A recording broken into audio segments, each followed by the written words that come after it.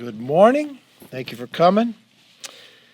Let me start and begin with 2 weeks ago, I sent a letter to President Biden requesting a meeting to discuss the border crisis.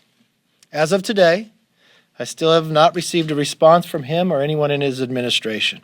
But in that short time period of 2 weeks, the situation at the border has only worsened. The United States now has an unprecedented 13,000 migrant children in custody. At least one migrant facility hit 729% capacity, and the mass influx shows no signs of stopping. When I toured there, I went to the El Paso facility.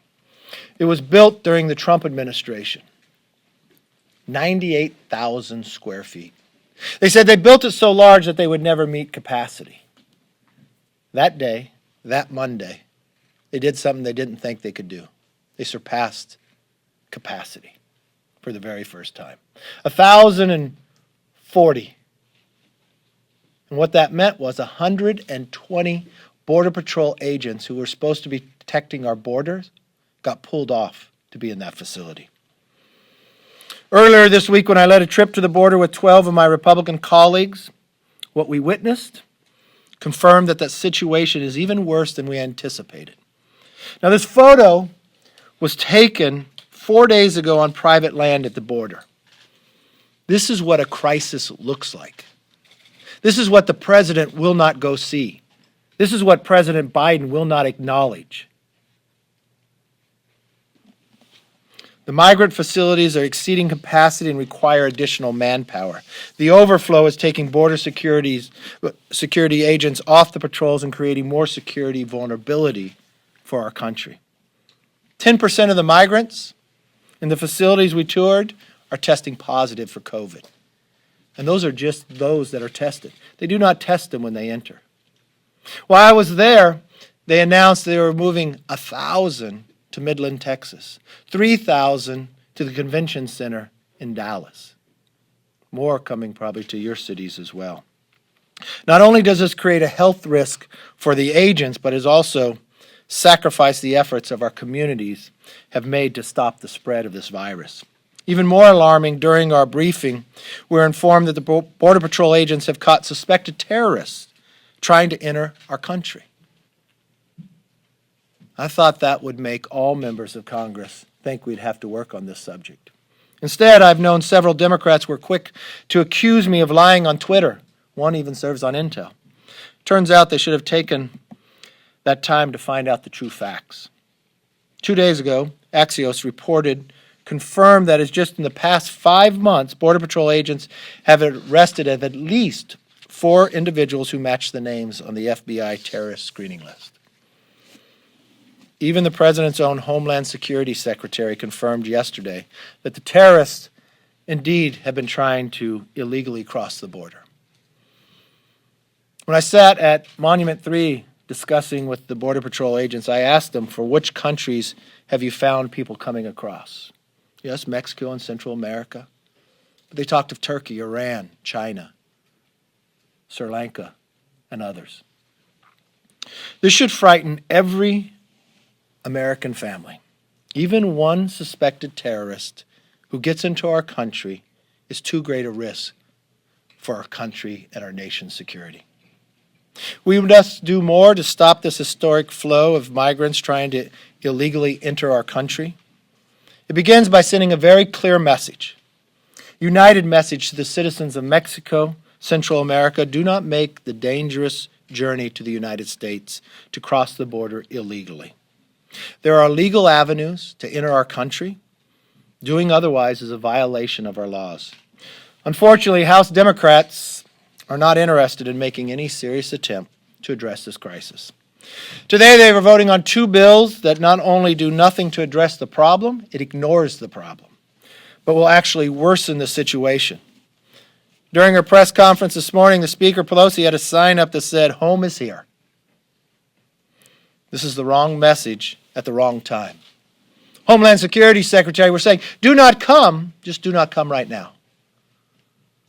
But if you wonder when this all started, you could go back to the presidential debate, the very first presidential debate. What did Joe Biden say? He said illegal immigrants should immediately surge to the border. What did he think would happen when he said that? When I entered the facility, there were some families there. There was one from Honduras. Carlos Jimenez spoke to them, asked them how long the trek was, 22 days. Just read a quote from another family from Honduras, said why they made the trek, because they heard President Biden say they were welcome. They heard President Biden in a presidential campaign debate tell them illegal immigrants should immediately surge to the border. This president denies the right to even meet about it, travel to it, or acknowledge the crisis he created. Our border agents are overwhelmed, and they deserve the help of their federal government. I'm calling on to put politics aside. Let's work together for the security of our nation. That's why I sent the letter before I went to the border. As I sat at Monument 3, you look at the wall that was built in El Paso. It was supposed to be 150 miles. They built 133 miles, 17 short. I asked them, when did they stop? Midnight, January 20th. Has it created a problem? Yes, because it left the old barrier down and easy interest for others. I asked them what they have seen recently. More fentanyl than at any given time. More cartel movement in any given time. President Biden's own secretary says we're going to meet an all-time high, but still won't use the word crisis. The president's going to travel the nation. He's going to tout a $1.9 trillion bill, the single largest. In that bill is health care for illegals, another clear message to create a bigger crisis along our border. Last week, Speaker Pelosi reappointed Eric Swalwell to the Intel Committee. Based on the briefings she and I received together, Swalwell should not serve on the Intel Committee. This isn't about politics. The Intel Committee is a committee not like others. Those in the majority are only appointed by one person, the Speaker. She has all the information that I have. Even if she did not have that information, I think a basic item that all members who get appointed to the Intel Committee should have. If you cannot get a security clearance in the private sector, you should not be appointed to the Intel Committee. Eric Swalwell, based upon everything in public that you know, cannot get a security clearance in the private sector. But only in Congress would he get appointed to learn all the secrets of America. That's wrong. She's got 200 other members who could serve on that committee. And I think the only criteria that someone would have to meet from the very beginning would be, can you have a security clearance in the private sector? If you can't meet that bar, you shouldn't be able to meet a bar to serve on the Intel Committee. With that, let's open it up for questions. Yes, sir. I'm wondering, what is the status, as far as you know, of that Iowa congressional seat? I think Dr. Miller Meeks. Where does that stand? Marinette Miller Meeks, Dr. Meeks. She went with us down to the border. She was the public health officer in Iowa. She's the one who offered the amendment on the floor just this week to make sure the children are being tested for COVID. It was the Democrats who united to vote against her. There's a contested race. The Democrat wants to continue to contest it, even though Marinette Miller Meeks won the race, won the recount, and was certified. Interesting, the Democrats who contesting it didn't go to the court system, which was the appropriate place to go. She said, I'm taking it directly to the House because that's where she thinks she could get the outcome that she desires. Speaker Pelosi talks about it. I know as of today, their majority is not of 5, it's only of 4. I've watched this majority do things that no Congress in the past have done. I would not put it past them to try to steal a race. They did it before in 1985 at the Bloody Eight of Indiana, but they should not be able to do it now. They should uphold exactly what the recount said. Yes, ma'am. Kevin McCarthy, would you define January 6th as an insurrection? Yes. And also Yes. following up on that, on the 9/11 style commission. Yes. Where does this stand? Have you spoken with Speaker Pelosi? Is there any path forward?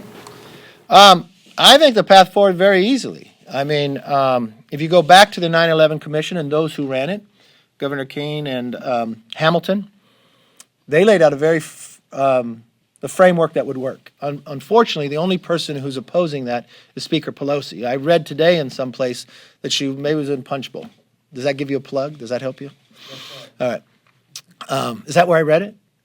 You haven't said the sentence yet. Okay. I'll tell you. That she wants to go through committees that Democrats control, so it seems like she wants to do something political instead of get to the truth, instead of making something set up that is bipartisan, much like the 9/11 Commission. If she goes down that path, we know exactly what it is, just a partisan play. Have you given her any your suggestions? Yes. I sent back to her. It's the same suggestions that the bipartisan commission, the Republican and Democrat said. You make it equal, number of Republicans, Democrats. You make it equal when it comes to subpoena power, that both have to sign off, and you don't start with any findings. That's how you find truth. But if you start with a premise that you only want it one-sided, you understand what the outcome is going to be. We've watched what she has done in the past when she appointed Honoré on the comments he have made. He's never should have been appointed. He literally stated that 30 to 40%, if I got the number right, of the Capitol Police were complacent in the January 6th. He said something to me or qualified honest about Jim Crow laws. When I asked him about those, you know what his answer to me was? When I said, "Why'd you say these?" He goes, "I didn't know I was going to get the job." He never should have been put in that position. But the speaker picked him, knowing what he had said not years ago, but just recently. So it seems as though she wants to put politics to this instead of get to the real answer. Yes. Yeah, regarding the Capitol Police, should acting Chief Pittman remain in her role as the leader of that department, or should there be a change in leadership? Well, she's acting. I think we should go and search for who's best, but the number one thing we should do is change the structure of that. No, I understand. A bipartisan contingent of lawmakers have agreed that it's antiquated. The Capitol Police Board, needs to be changed. I understand that. Do you think that she should continue serving as the leader of the department? I don't have enough information because it all rests with the speaker. Yes. Leader, what is your reaction to the Atlanta shootings this weekend? Do you condemn violence and discrimination against Asian Americans? Oh, yes. Condemn them completely. I mean, in terms of some of your colleagues who have suggested the former I don't think president any and some colleague would not Republicans condemn have that fanned the flames violence. with Anti-Asian rhetoric. I mean, do you regret using terms like Chinese coronavirus and? I don't know. Does CNN regret that? Does the Democratic committee that started out regret that? I would wait to see why the shooter did what he did. But if the virus came from China, and I think the knowledge we had at the time is exactly that, I don't think people, from the standpoint, should go after any Asian from any shape or form, and I condemn every action to that. Yes. I have just two questions.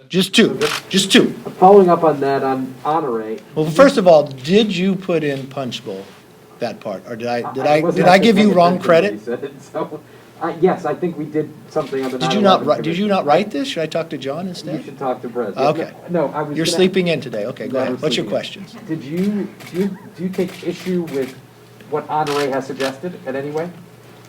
Well, you're saying what he suggested. So what part is he He suggesting? issued a report based. Like, I don't think the report has merit based upon, if you don't change the structure, the outcome's not going to change. I don't think Honoré should have been in charge of this based upon his comments, not long ago, but short ago. He had a preconceived notion that was wrong. So I disregard the report entirely because of that. And number two, what was You said there was a surge at the border because of something Biden said in the debate. What did he say in the Okay, what debate? Biden said in the debate, let me get it for you. you can paraphrase it. Well, he said in the very first debate, well, I don't want someone to yell at me. Okay, here we go. I don't have my glasses on.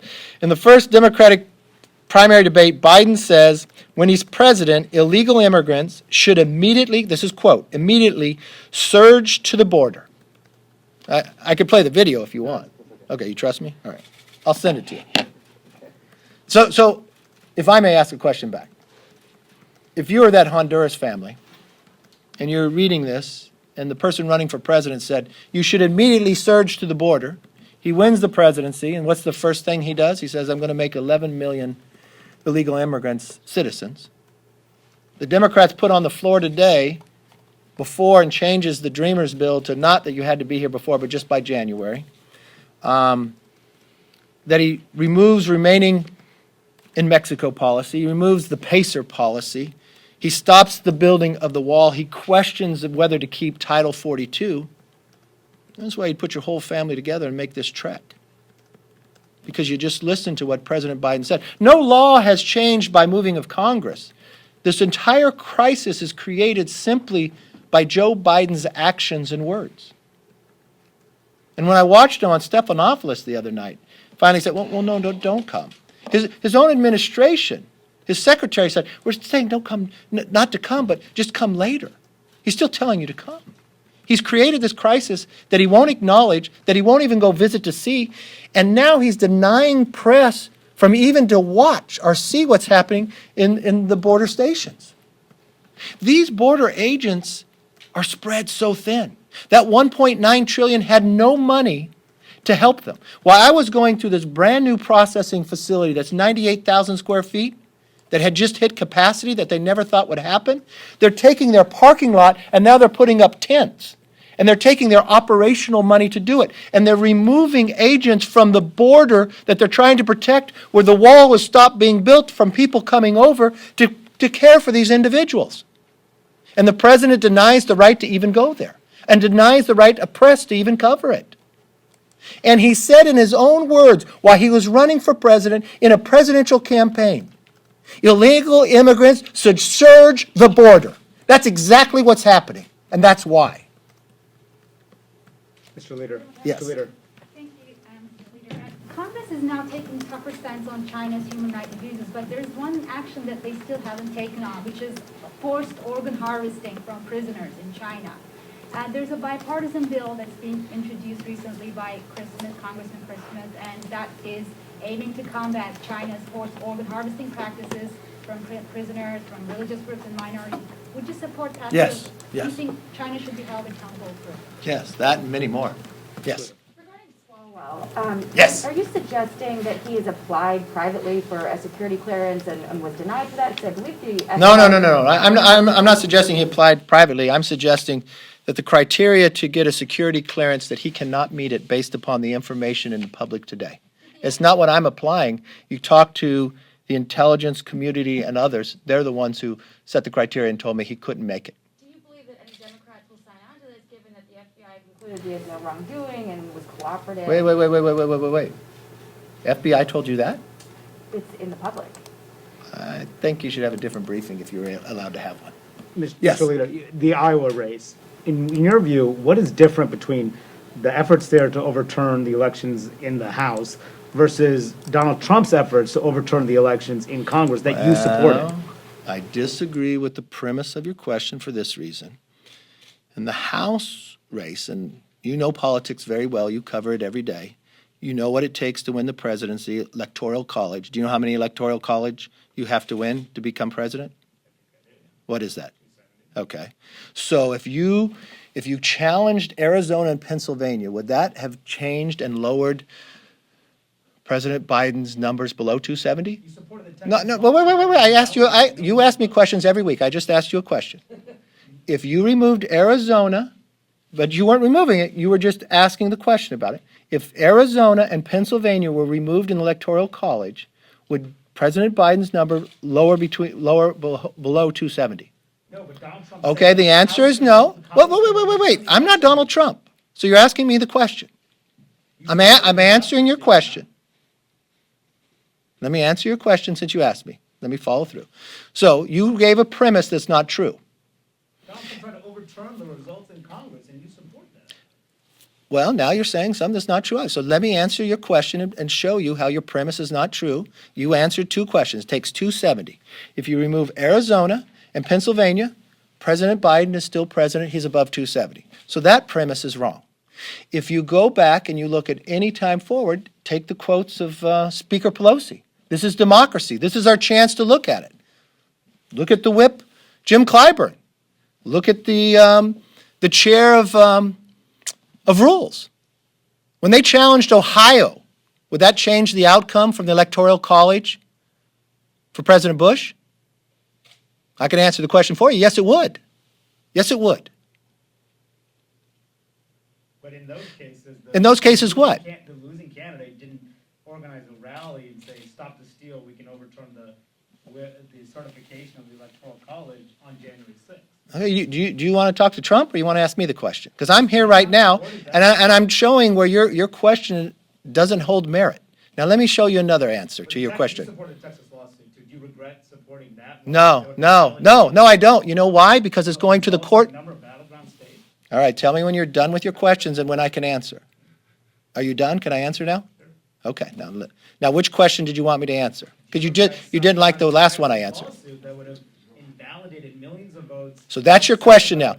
Should I have supported Texas law? The answer is yes. You know why? Because that's where you go, to the courts. Now, let's frame that, since you just asked me that question, let's put that, since you mixed it with the congressional question. Did the Democrat member, she's not a member, candidate, go to the courts or go to Congress? Because the system says she could go to the courts. Did she go there? She did not go to the court. She came to Congress. And what was her answer of why she came to Congress and not go to the courts like the system says she should? Do you know what her answer was? She didn't have time. No. She did not say she didn't have time. Do you know what she said? Because that's the place I can get the outcome I want. That's what she said. So the premise of your question doesn't work.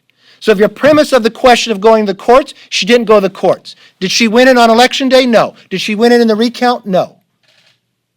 Does Speaker Pelosi say it's just 6 votes? She's got 6 members that's going to disenfranchise the more than 400,000 people that voted in that district. Pure politics. So what I believe, because you study politics so well, don't mistake things that aren't the same. But did you or did you not support Donald Trump's effort to overturn the election? No, didn't we just answer this the first time you asked it? You even answered. How many electoral votes does it take to get to 270? That's certain. You never raised any concerns about Donald Trump's efforts to organize the rally, to say that he stopped Congress. other people in the room? Anyone? Yes? No, he does this every time. Let me ask you this. Have you ever asked me a question on a bill coming to the floor? Huh? I have. You have? What was it? I forgot. You asked me the same question, the same time, in the same place. It doesn't matter what time of year it is. And 9 times out of 10, you have it wrong. So I answered your question. It's nice to have you here. Do you agree or disagree with Trump when he said the other day on Fox, quote, our Supreme Court and our courts didn't have the courage to overturn elections? I didn't see it. Do you agree or disagree with that? It's a simple question, sir. What's the question? You asked me, did I agree with what Trump said? I didn't see what Trump said. He had a statement. Do you agree or disagree with it? What's the statement? Our Supreme Court and our courts didn't have the courage to overturn elections. No, I don't agree with that. Why not? Why not? You asked me if I agree or disagree. I don't agree with what his answer was. That's Why fine. don't you agree? I answer your question. Go ahead. The White House apparently is weighing breaking up its infrastructure package into 3 parts to build bipartisan support. Do you like that idea? Could that help attract Republican support? I got to know what's in the bill. If you break a bill up, it doesn't matter if it's in 5 parts, 3 parts, or 1 part. It's what's in the bill determines whether we'll support it or not. They were talking about, breaking out some of the roads and bridges stuff, perhaps that could. I'd have to see it first, but it mainly what's in it. I mean, are they going to try to do Green New Deal in 1, bridges in? I don't know. I don't know what they're thinking, and I don't even know if I listen to Bernie Sanders, who's the chair over in the Budget Committee in the Senate. He says he wants to do reconciliation again, which means they don't want it to be a bipartisan. I listened to President Biden say at the inaugural he wanted to find bipartisan, and I haven't seen any of that. He can't even have a meeting on a crisis of a border he created. Yes. I want to go back to what you mentioned about Swalwell. You've been pointing to what's in the public, and then when I mentioned about the FBI's conclusions being in the public, you suggested that there might be some other report that I should see. Are you saying there's something You we can't don't see know it. about? You can't see it. It's classified. I can't talk about what I learned in classified briefing, but I do know the speaker heard the same thing I heard. And do you expect any Democrats to sign on to this? I would expect the people to hold the same criteria. Unfortunately, the FBI won't give other people briefings. But what you know in the public domain right now, this individual couldn't get a security clearance for a private sector job. Why would you put him on there? And he's not voted on based upon their conference, just one person. So all the time before, Democrats could hide behind Nancy Pelosi. It's not about politics.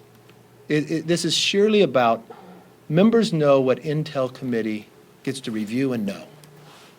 He doesn't rise to that occasion. And unfortunately, he should not serve there. And Democrats should vote with it too, yes. And it's not personal about him. It's not the right place for him. Shows that he was targeted by a foreign government, not that he was cooperative with it. I cannot talk to you about what I was given in a classified briefing. But I believe even what you know in the public domain, if in the public domain he can't in the private sector get a security clearance, that should be the basis of whether anybody can even apply to be on the Intel Committee. On what ground could he not get one? Simply what you know in the public domain, he could not get it today. So how does that disqualify him personally? If he doesn't have any cooperation, someone externally targets you, the FBI. I cannot tell you what I was briefed in a classified briefing. But what's in the public domain, he does not rise to the occasion to get a security clearance in the private sector. If you cannot get a security clearance in the private sector, you should not be able to be on Intel. As easy as that. You don't have to know what's in classified briefing, but that criteria he cannot meet. He should not be able. I would not allow and I would not appoint a Republican to the Intel Committee that could not get a security clearance in the private sector. Simple, basic, where we're at. Yes, ma'am. Just with respect to the vaccine, I know you have called for a regular order to be restored, yet some members still have not gotten vaccinated or don't want to, and especially now that the former president has come out saying people should get vaccinated, will you tell your members to do the same? Yeah, I've always told my members to do the same. I've spoken to the doctor. Approximately 75% of the members have been vaccinated. That's probably more than the number that shows up to vote in person. It's roughly 30 to 40 of the members who have the antibodies who got COVID. If you were a impeachment manager from the House and you went to the Senate, you didn't have to wear a mask on the floor in the Senate. The Senate, I would guess, average age is higher than the House. The speaker or the medical doctor allowed people who had COVID to actually come into the chambers on the day to vote for speaker. The speaker said that she was instituting proxy voting just because of an unlimited basis for COVID. The members have to sign a document, the reason why they can't be there. I think we're at a different point in time when those thresholds came, and I think we're at a higher threshold by our vaccination. I think we should change the duration of the votes. I think the proxies should end. I think we should go back to working in committee. I think bills should actually come through committee before they come to the floor. And I asked her in a letter last week, what is her plan and when is the timeline for that? Because with every given day... So what's that number then? I mean... Don't you think it should be closer to 100% or as close? Well, then is that our plan? Have we thought of this? Why shouldn't we plan for when we could go? Should we take down the wall around the Capitol? Should it be easier for a citizen to visit the Capitol than for an illegal person to come across the border? I mean, these are simple questions that if you're a Speaker of the House, you should have a plan. If she can't come up with a plan, I'll provide a plan. Every single day, the percentage goes higher for who's vaccinated on the floor. Why can the Senate, when they speak with not around, not wear a mask? Why can the CDC now tell us as a family unit we can come together without a mask, but you can't do that on the floor of the House, even though more of us are vaccinated than probably the majority of the United States. And why were we told to vaccinate early then? I mean, I think if we're essential, we should work, and it should be essential that we do our work. So my only question to her is, what's the plan to do that? And I would think, as Speaker, you would plan those things. Do you wake up one day and say, oh, now is enough? That's my only question. Yes, sir. Following on her question, if you're essential, as a member of Congress Yes. presumably should be, shouldn't you also just get vaccinated, just be able to allow everyone to do their jobs here? I don't know if I understand it. Say it again. If you're essential as a member of Congress, an Yeah. essential worker, Yeah. shouldn't that also indicate that you should get vaccinated as soon as possible to allow things to get back to normal as quickly as possible, especially on the floor? Are people not? I mean, what's the premise of your question? There seem to be, you say there are 75% people, members vaccinated. Probably higher by today. Presumably some of those are voluntarily not vaccinated. Yeah, there are a number of members, when I ask them, not that they won't get vaccinated, but they feel that they shouldn't get vaccinated until their community gets vaccinated. That's a personal choice. I respect that. There are members who haven't been vaccinated because they had COVID, because they can't get the vaccination yet. But I think all of you would say, if we're at 75 last week, we're probably higher today. That's a pretty high number. You're all sitting together. I bet there's not 75% of you have been vaccinated. You're showing up for work. You're not proxying in your work, are you? This is my first day here in 2 weeks. But you wore a matching mask with your shirt, so you're pretty impressive. I like that. Looks good. All right. Thank you all very much. Have a good day.